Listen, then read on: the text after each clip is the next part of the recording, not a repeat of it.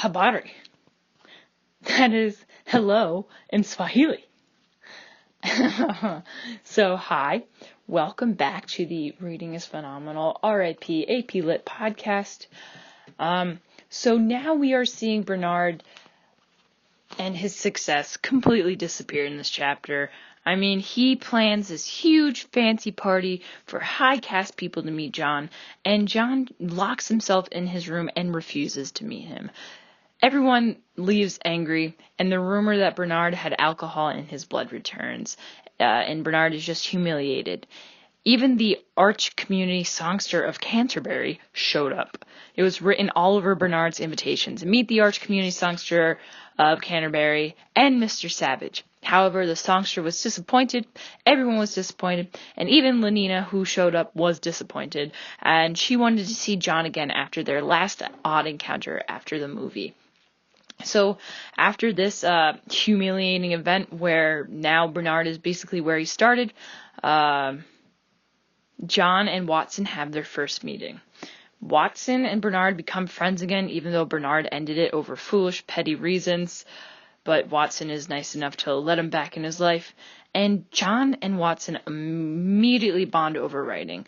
Watson has become increasingly aware of his voice. He has even started to make trouble at his college by reading some literature not approved by the state. And now he's being introduced to Shakespeare through John. We can definitely foresee Watson as being a problem that might have to be eradicated by the state. And we also see in Mustafa Mond, after reading a new theory of biology, a paper he said could not be published, he said he would put the author under direct supervision. I can imagine he would do the same, if not worse, with Watson if it comes to it. And at the end of the chapter, we also see another conflict between John and the other world, even though he has met somebody like Watson who shares his passion of poetry and reading.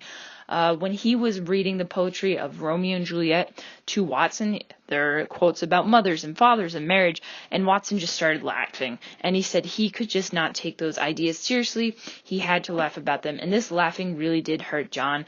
Just like the drums earlier in the chapter, we can see literature as something that connects people. However, literature being a little more complex in some ways than a drum beat, it means everyone has a different interpretation. So basically everyone has a different interpretation of life. And here we see two of those interpretations colliding.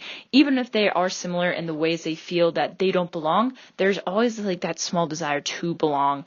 And John is searching for it. Watson is searching for it. Watson is searching for his higher purpose. And by Watson laughing, John feels hurt. And just thinking that he may never belong. And so that is like always like, it seems like a lot of our main characters just don't, well, I mean, if you guess, Lenina did feel like she belonged, but after meeting John, now she's feeling kind of out of sorts. She really, really likes John, but now we see three of our huge characters: Watson, out of place; John, out of place; Bernard, out of place, and they're all searching for something. Watson looking for a higher purpose, Bernard looking for a way to fit in, John also looking for that way to fit in, or just at least see this other world being something that that his mother made it out to be. And he's kind of come to the idea, then the conclusion that it's not everything that he learned about as a child, and I think that's incredibly disappointing for him.